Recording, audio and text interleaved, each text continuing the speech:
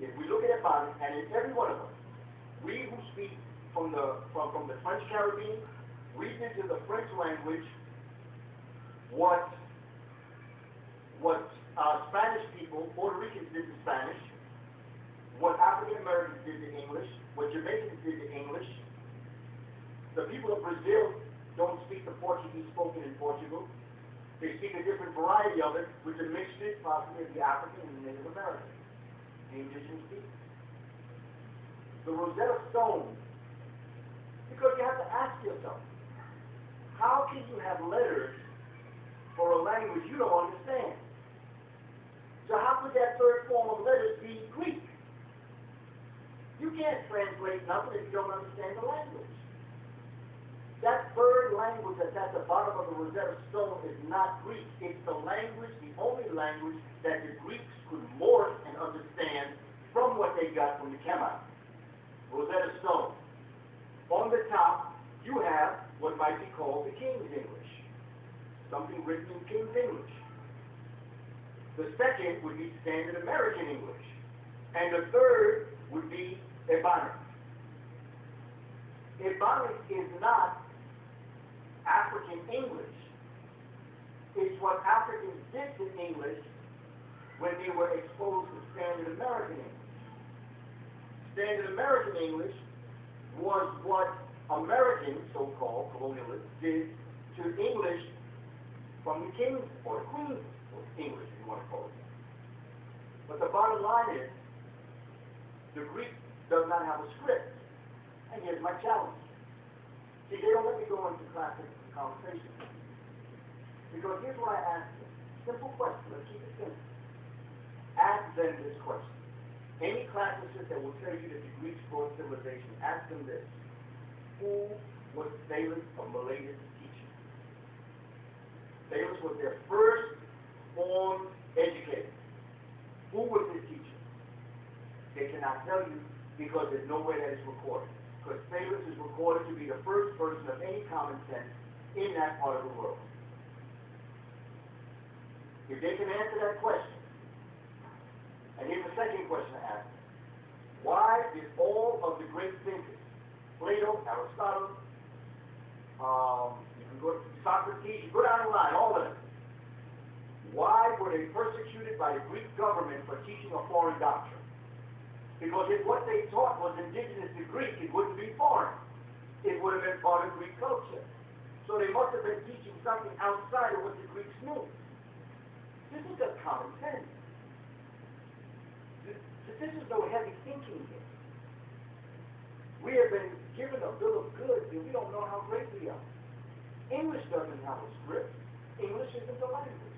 Spanish isn't a language. German isn't a language. Dutch isn't a language. Why? It has no script. What's English script? What do we use in English script? What are the ABCs? Is the alphabet, but where did that come from, did they say? Came from the Greek. That's Greek script. Spanish used the same script. German used the same script. Dutch used the same script. Portuguese, same script. But if what I just said to you holds true, when you write ABC, what are you actually writing? You're writing an African script. But no one has ever taught us this. We think that the ABC came from the Greeks. The Greeks were having so much trouble, they named all their knowledge after the first two letters they learned, alpha, beta. That's why it's called alphabet. Because that's all they could get. The Romans screwed that up. Romans took those letters and said, guess what? Let's make some math.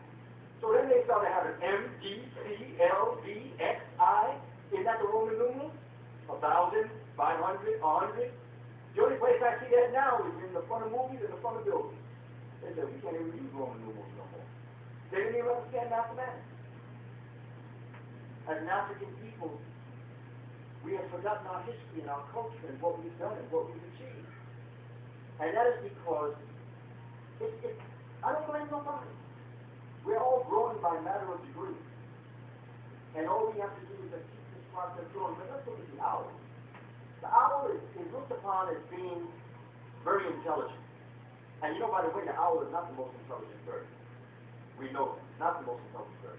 However, when our ancestors looked at the owl, they noticed that it had two very interesting, powerful, creator-given talents. They had two gifts, two what they call specialities.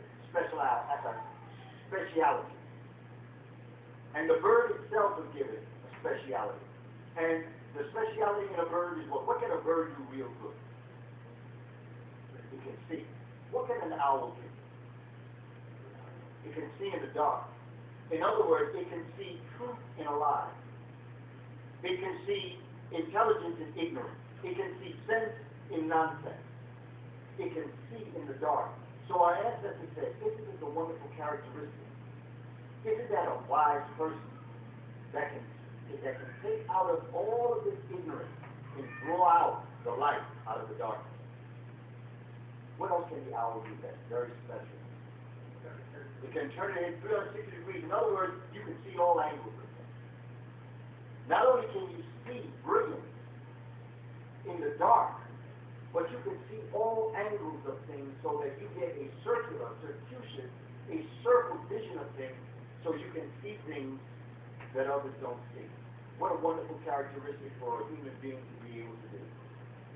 To see light and dark and to see all angles of things. That's to the Kemites how they define wisdom and genius. And they took the owl and made it represent. But why the letter M? Why M? Or Mother's instinct. You know, you go 10 months bringing that child into you. First word it says, Dad.